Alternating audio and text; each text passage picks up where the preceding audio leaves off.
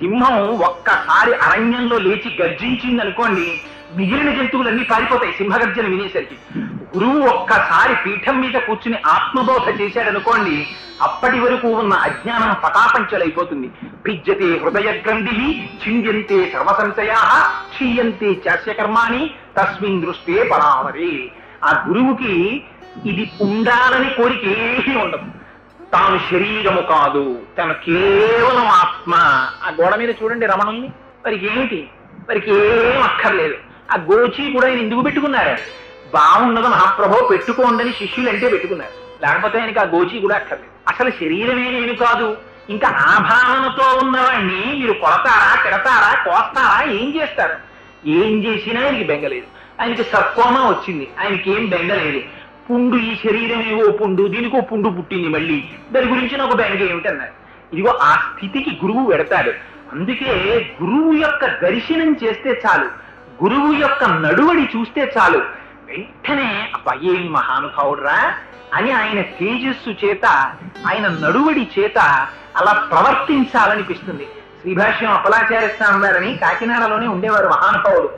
రామాయణం ఇలా చంకలో పెట్టుకుని ఓ కండువా కప్పుకుని యలమంచలి సింహాద్రి ఎక్స్ప్రెస్ దిగేవారు. నేను ఆంధ్ర బ్యాంక్ లో పనిచేసేవాడిని అప్పుడు. ఇద్దరం కలిసి నడిచి బయటకు వచ్చేవాళ్ళం. ఓ రిక్షా కూడా వచ్చేది కాదు. స్వామి ఏమిటండి రామాయణం చెప్పడానికి ఎడుతున్నారా అంటే అవుననేవారు. మరి స్వామి ఎవరు ఏం రిక్షా కూడా పంపించరా అంటే ఎందుకో 4 అడుగులు నడిచి వెళ్ళిపోను అనేవారు. స్వామి ఏమండి మరి నడిచి వెళ్ళడం ఏమిటి స్వామి, కనీసం చెప్పుకునే వాళ్ళు రిక్షా పంపించరా? ఎంత ఉపకారం చేశారో, నన్ను రామాయణం చెప్పమన్నారు, వాళ్ళ ఇంటికి వెళ్ళి రామాయణం చెప్పి నేను ఎంత ఉద్ధరింపబడుతున్నాను కోటేశ్వరరావు, వారికి నేనా నమస్కరించవలసింది, వారు నాకా నమస్కరించవలసింది, పైగా రిక్షాయా నాకు. ఎంత విధేయతండి, ఎంత వినయం అండి. ఆ వినయం గల వారు నా స్థితికి తీసుకెళ్ళింది, మహామహోపాధ్యాయ బిరుదాంకితుల్ని చేసింది. ఇవాళ శ్రీభాష్యం అప్పలాచార్య స్వామి వారి పేరు చెప్తే కంట నీరు పెట్టని వారు లేరు, ఆయన శరీరం విడిచిపెట్టారంటే. అది గురువు యొక్క స్థితి. ఒక కుటుంబంలో ఒకడు పోతే ఆ కుటుంబం బాధపడుతుంది. గురువు కాని వెళ్ళిపోయాడా సమస్త లోకం తల్లడిల్లిపోతుంది. మళ్ళీ ఆ గురువు ఎక్కడి నుంచి వస్తాడని ఇప్పుడే అక్కడ సభలో చెప్పొచ్చాను. గురువు వల్ల ఉండేటటువంటి ఉపకారం ఏమిటని అడిగారు రమణ మహర్షిని శిష్యులు. అంటే రమణులు అన్నారు, గురువు శరీరంలో ఉండడమే ఉపకారం అన్నారు. గురువుకి శరీరం అక్కర్లేదు, గురువుకి శరీరం గురించి తాపత్రయం లేదు, అది ఎప్పుడు పడిపోతే అప్పుడు పడిపోతుంది, దాని గురించి ఆయనకి ఏం బెంగ లేదు. కానీ బెంగంతా ఎవరికి? శిష్యుడికి. గురువు గారు శరీరంలో ఉంటే అనుమానం రాగానే నోరు విప్పి చెప్పేస్తారు, ఉపదేశం చేస్తారు. కానీ ఆ గురువే శరీరంలో లేకపోతే మీరు సేవించుకోవడానికి మూర్తి లేదు. అందుకని గురువు శరీరంతో ఉండడం గురువుకి కాదు ప్రయోజనం, గురువు శరీరంతో ఉండడం శిష్యులకి ప్రయోజనం. అందుకని గురువు ఉండగా శిష్యులు సేవించుకుని ధన్యులు కావాలి. మళ్ళీ అటువంటి మూర్తి వస్తారో రారో. అందుకే ఎందరో రావచ్చు, ఎందరో వెళ్ళిపోవచ్చు, గురుస్వరూపం మాత్రం రాదు.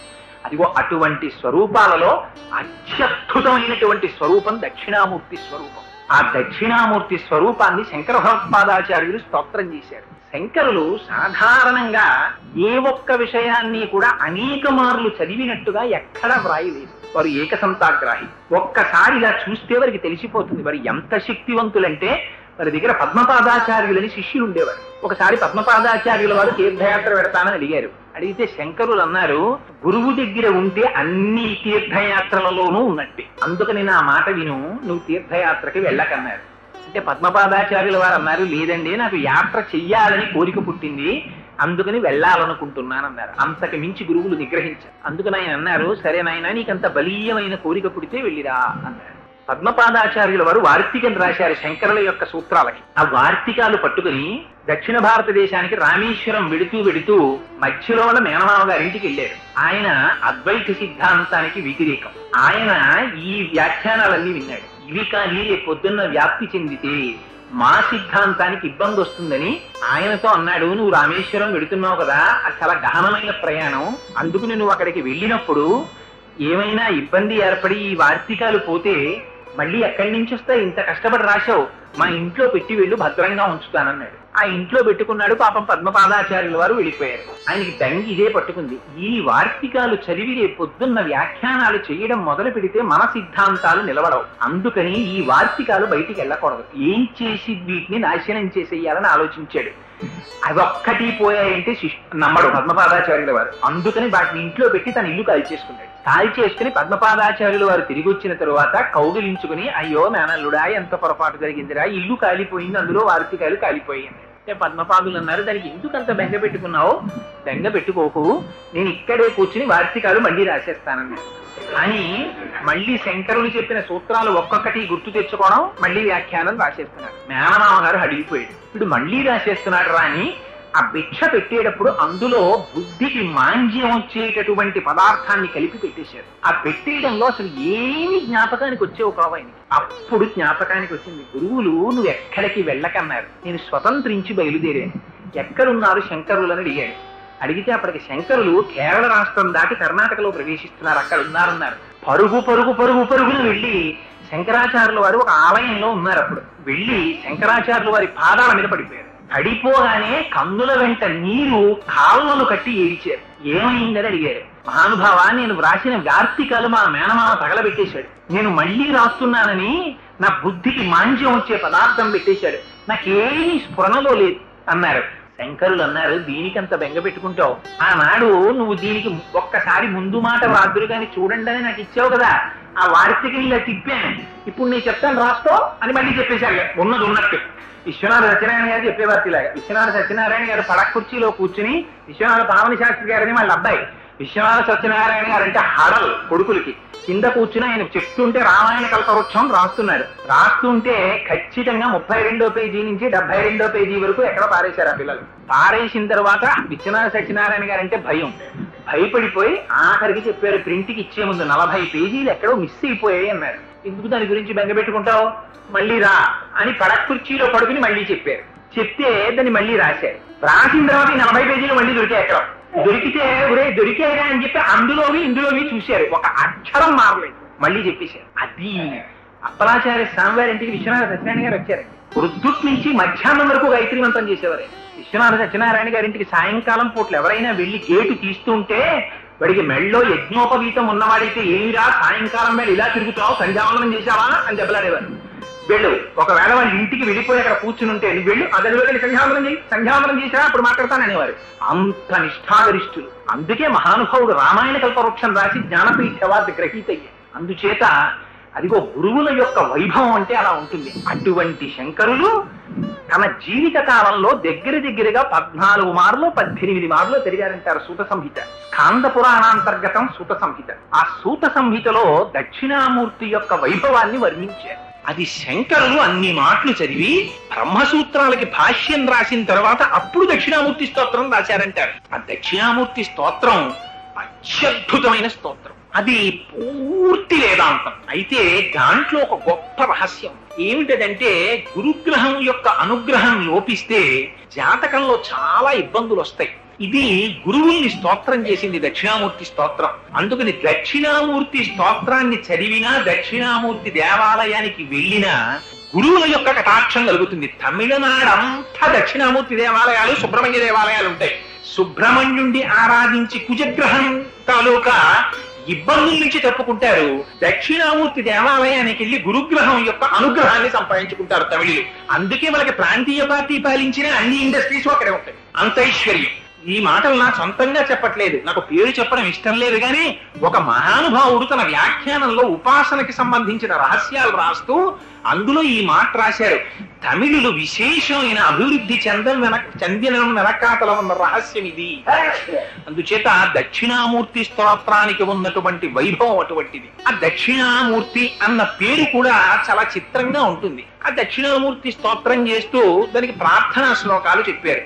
అందులో శంకరులు అంటారు, మౌన వ్యాఖ్య ప్రకటిత పరబ్రహ్మతత్వం యువానం వర్షిష్టాంతే వసదృశిగణైరామృతం బ్రహ్మనిష్టై ఆచార్యేంద్రం కరకలిత చిన్ముద్రమానంద రూపం స్వాత్మారామం ముదితవదనం దక్షిణామూర్తి నీడే అన్నారు. మౌన వ్యాఖ్య ప్రకటిత పరబ్రహ్మతత్వం యువానం. ఆయన మౌన వ్యాఖ్య చేశారట. ఇది పరస్పర విరుద్ధమైనటువంటి మాట.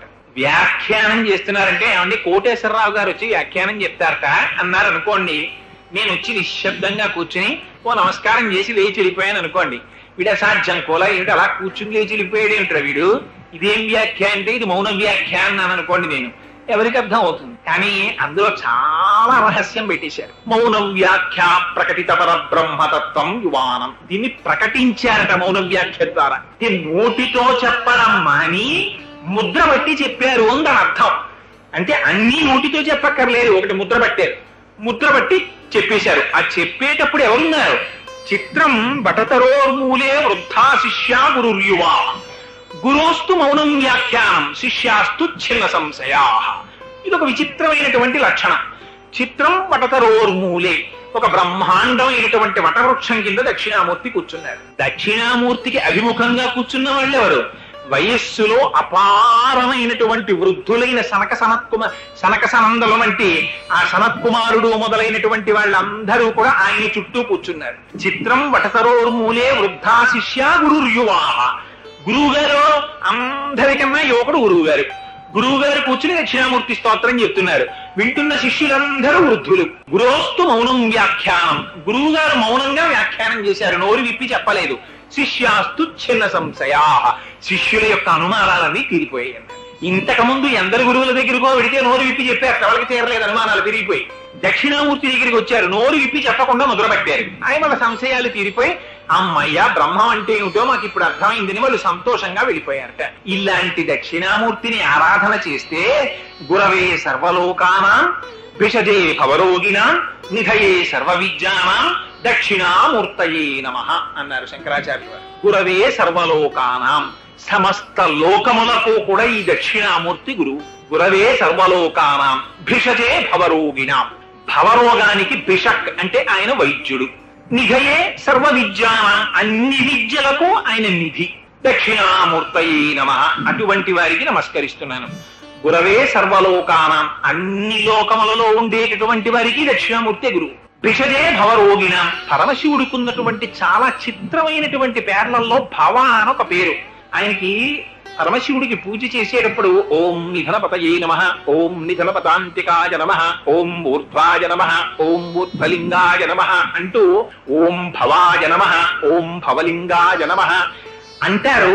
అమ్మవారికి వెంటనే పక్కన మాట చెప్తారు, ఓం భవస్య దేవస్య పత్ని నమః అంటారు. ఏమిటి నామం? దీని లింగ పురాణం వ్యాఖ్యానం చేసింది. లింగ పురాణంలో ఈ భవ అన్న నామం గురించి చెప్తూ ఒక అందమైన వ్యాఖ్యానం చెప్పారు. జగత సలిలాత్మిక భవ ఇత్యుచ్యతే మూర్తిర్భవస్య పరమాత్మనః అన్నారు. పరమశివుడు నీటి రూపంలో ఉంటాడు. ప్రాణాలు నిలబడేటటువంటిది ఆహారానికి నిలబడవు, నీటికి నిలబడతాయి. పంట పండకపోతే ఉపద్రవం తక్కువ ఉంటుంది, కానీ నీరు లేదనుకోండి మొదటి ఉపద్రవం ఎక్కడొస్తుందంటే అసలు సంధ్యావందనం ఉంటుంది. సంధ్యావందనమే పోయింది అంటే ఇప్పుడు అర్ఘ్యం ఇవ్వడానికి కూడా నీళ్లు లేవన్నమాట. నీళ్లు లేవనుకోండి ప్రపంచంలో తల్లి తండ్రి కొడుకు అని కూడా చూడరు, దాహంతో ఒకరినొకరు పొడి చేసుకుంటారు. అందుకని నీరు అంత ప్రధానం. ఆ నీరు శివస్వరూపం. అందుకని లింగ పురాణం భవ ఇత్యుచ్యతే మూర్తిర్భవస్య పరమాత్మనః అంది. జగత సలిలాత్మిక, జగత్తుని నిలబెడుతున్నాడు ఆయన అంది. ఆ నీటికి రుచి రూపంలో, నీటికి ప్రవాహ రూపంలో అమ్మవారు ఉంటుంది. వాళ్ళిద్దరు ఎప్పుడు కలిసే ఉంటారు. అందుకని భవస్య పత్ని నమః అంటారు పక్కనే. ఆ భవుణ్ణి ఇక్కడికి వచ్చేటప్పటికీ గురవే సర్వలోకానాం నిధయే సర్వ విద్యానాం భిషజే భవరోగిణాం. ఆయన వైద్యుట్టు దేనికి? భవరోగానికి. భవరోగం అంటే ఏంటి? భవరోగం అంటే పుట్టడం చావడం, పుట్టడం చావడం, పుట్టడం చావడం అంతే. సంసారమే భవరోగం. సంసారం దేనికి లేదు? ప్రపంచంలో అన్ని జీవులకి సంసారం ఉంది. ఆ సంసారం అనేటటువంటి వ్యాధిని తీసివేయడానికి గురువు వైద్యుడు దక్షిణామూర్తి. ఇంత గొప్ప దక్షిణామూర్తి స్తోత్రాన్ని అందిస్తూ ఆ మాట అండం ఏమిటి? ఆయన యువకుట్ట, కూర్చున్నటువంటి శిష్యులందరూ వృద్ధులుట. ఈ మాట చెప్పడం ఎందుకండి శంకరాచార్యులు గారు అంటే, వృద్ధులు అండంలో మీరు ఒక విషయాన్ని గమనించాలి. వృద్ధాప్యం దేనికి వస్తుంది? శరీరానికి వస్తుంది. శరీరముతో తాదాత్మ్యత చెందినటువంటి వాడు శరీరముతో తాదాత్మ్యత చెందని వాడి దగ్గర వింటున్నాడు. శరీరముతో తాదాత్మ్యత చెందని వాడు కాబట్టి ఆయన ఎప్పుడు యువకుడుగానే ఉంటాడు పరమశివుడు. శరీరముతో తాదాత్మ్యత చెందిన వారికి బాల్యము, యవ్వనము, కౌమారము, వార్ధక్యము ఇన్నుంటాయి. అందుకని అజ్ఞానం అంటే శరీరంతో తాదాత్మ్యం. శరీర తాదాత్మ్యత కలిగినటువంటి అజ్ఞానము వలన బ్రహ్మమును సక్రమముగా తెలుసుకోలేకపోయినటువంటి శిష్యులు ఎదురుగుండా కూర్చొని ఉండగా, శరీరముతో తాదాత్మ్యమును చెందక కేవలము బ్రహ్మజ్ఞానమును పొంది తాను ఆత్మస్వరూపిగా నిలబడినటువంటి పరమేశ్వరుడి దగ్గర జ్ఞానమును పొందడానికి వృద్ధులైనటువంటి శిష్యులు చుట్టూ పరివేష్టించి ఉన్నారు. అటువంటి వారికి బ్రహ్మం అంటే ఏమిటో చెప్పడానికి నోరు విప్పి ఎందుకు చెప్పలేదు? నోరు విప్పి చెబితే అది కుదరదు. ఎందుచేత? ఎతో వాచో నివర్తంతే అప్రాప్య మనసా సహా. ఎక్కడ వాక్కు మనస్సు ఇంకా మేము చెప్పలేమని వెనక్కి తిరిగిపోతాయో అక్కడ బ్రహ్మం ఉన్నది.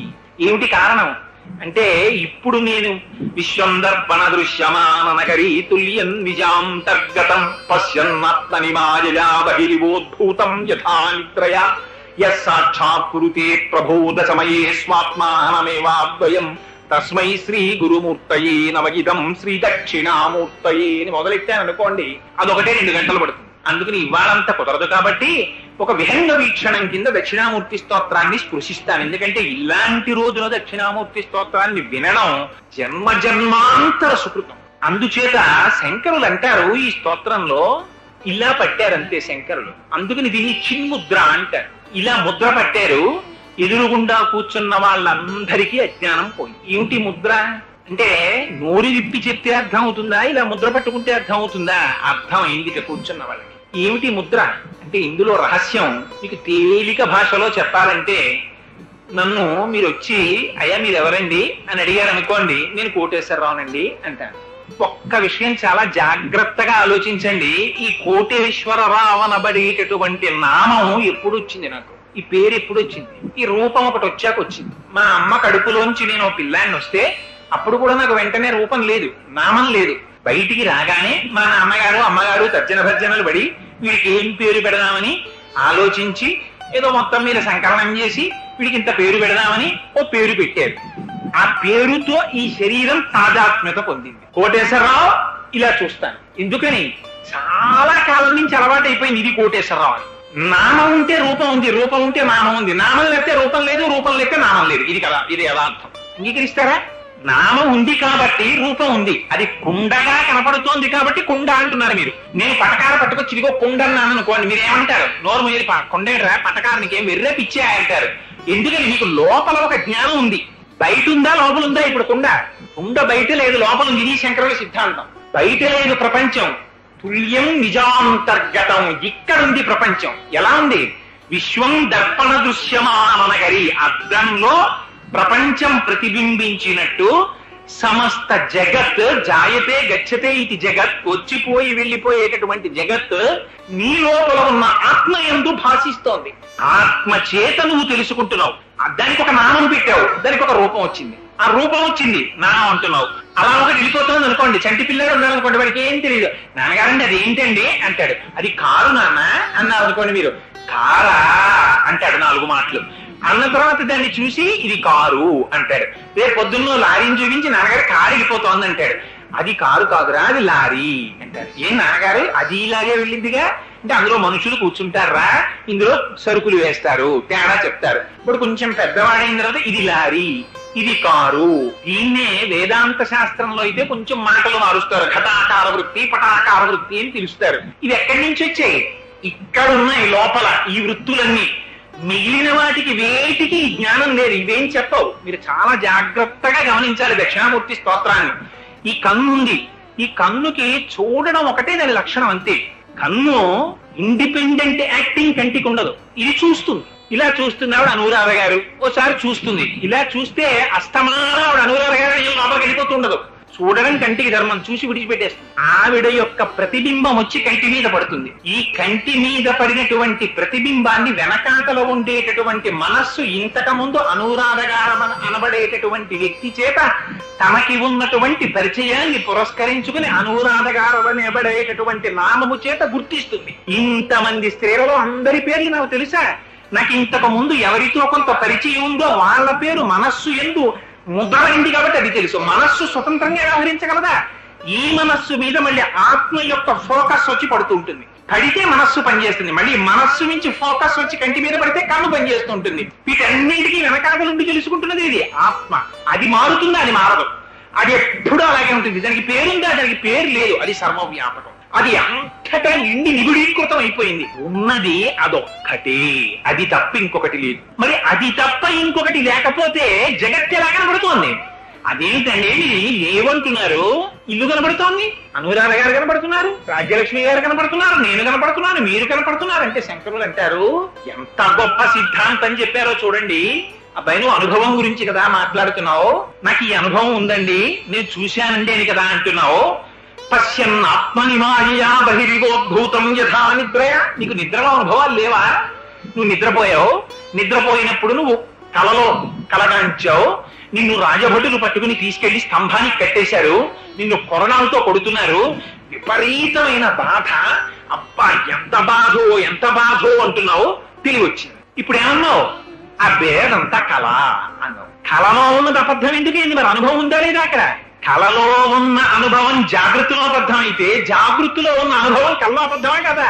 ఇక్కడ మీరు చూస్తున్నటువంటి ఈ ప్రపంచం అంతా కళలో లేదు. కళలోకి వెళ్ళేటప్పటికీ ఇవన్నీ పోయి కొత్తది వస్తోంది, అక్కడ దాంతో తాదాత్మ్యం చెందుతోంది మనస్సు, జాగృతిలో దీంతో అనుభవం చెందుతోంది.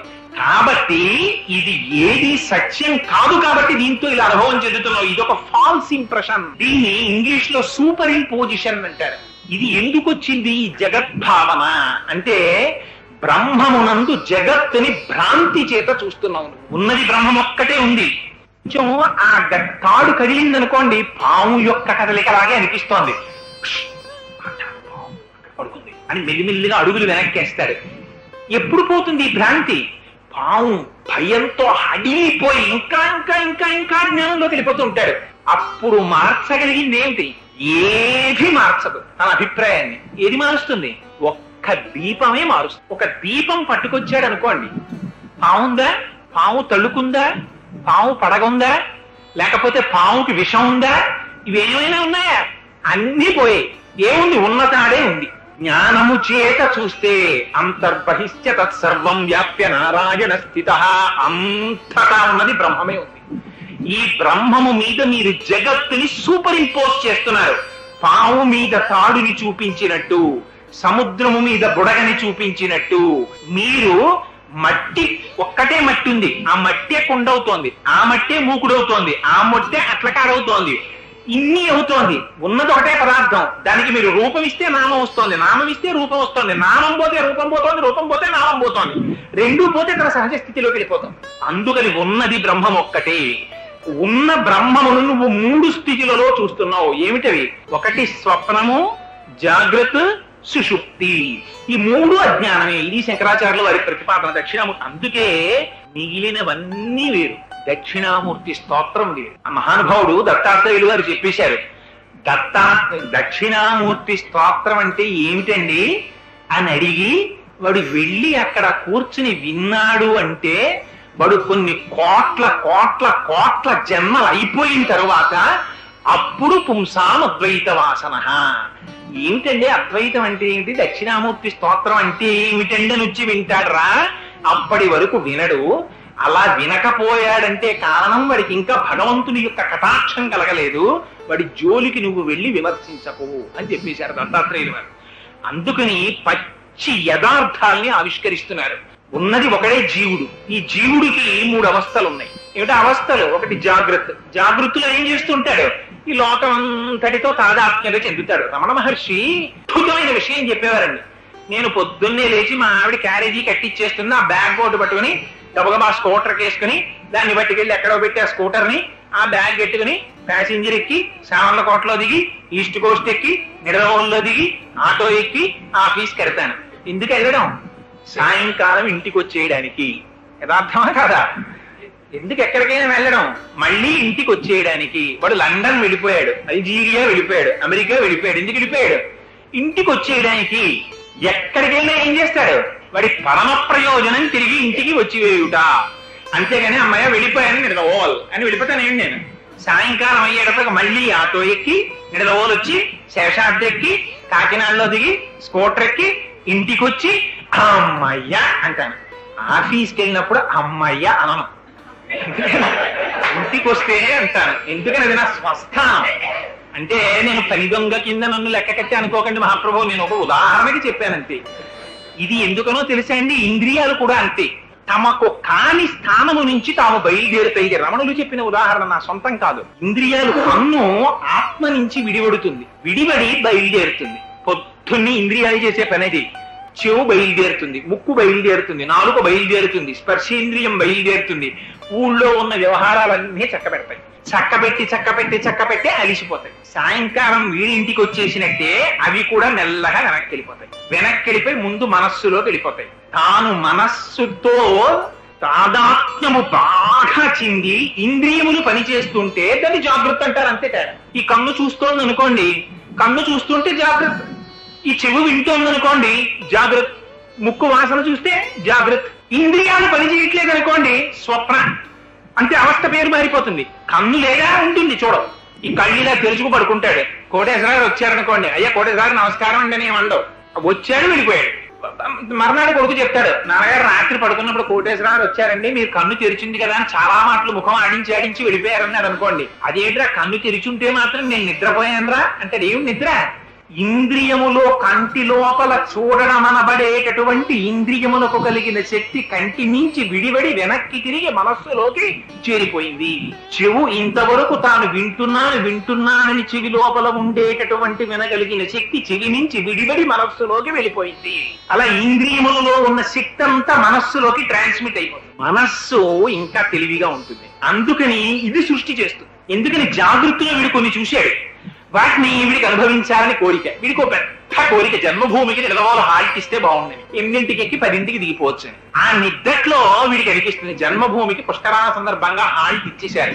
అమ్మయ్య పొద్దున్నే లేచి హడావిడి లేదు, ప్రశాంతంగా క్యారేజీ పట్టుకుని హాయిగా 8ంటికి వెళ్ళినట్టు, జన్మభూమి ఎక్కినట్టు, సింగిల్ రన్ లో రాజమండ్రి దాటేటప్పటికి నిడదవోల్లో దిగినట్టు, ఎంత అదృష్టం అనుకున్నట్టు అనుకుంటాడు. ఇవన్నీ ఏమిటి? ఇంకా మనస్సు లేచుంది. అందుకని తనకి తీరని కోరికలనో తీరిన కోరికలనో మళ్ళీ అనుభవిస్తూ ఉంటుంది సృష్టి చేసి. కాసేపటికి ఇది కూడా అలిసిపోతుంది. ఇంద్రియాలని పట్టుకుని మనస్సు ఇంకొంచెం వెనక్కడు చేసి ఆత్మలోకి వెళ్ళిపోతుంది. ఇప్పుడు ఎవరున్నారు? ఆత్మ ఒక్కటే ఉంది. దీన్ని సుషుప్తి అంటారు. ఈ సుషుప్తి పూర్ణమైన అజ్ఞానం. ఇక్కడ ఎవరున్నారు? ఇంద్రియాలు లేవు, మనస్సా లేదు, ఆత్మ ఒక్కటే ఉంది. శరీరం అలా పడుద్ది. లేచాడు మళ్ళీ కాసేపటికి. లేచి ఏమంటాడు? ఎంత హాయిగా నిద్ర పట్టిందో అనండి అంటాడు. ఎవడా హాయిని అనుభవించిన వాడు? ఎరా అంత హాయిగా నిద్ర పట్టింది అంటున్నావు కదా, ఎవడురా హాయిని అనుభవించిన వాడు అని మీరు అడిగాడు అనుకోండి. ఎవరో చూపించగలడా? ఎవరో చెప్పగలడా? తను ఎంతసేపు ఆ సుఖం అనుభవించాడో చెప్పగలడా? ఆ సుఖం మనకు అర్థం ఏమిటో చెప్పగలదా? ఏది సుఖం? అన్నింటికన్నా సుఖం ఏమిటో తెలుసా అండి?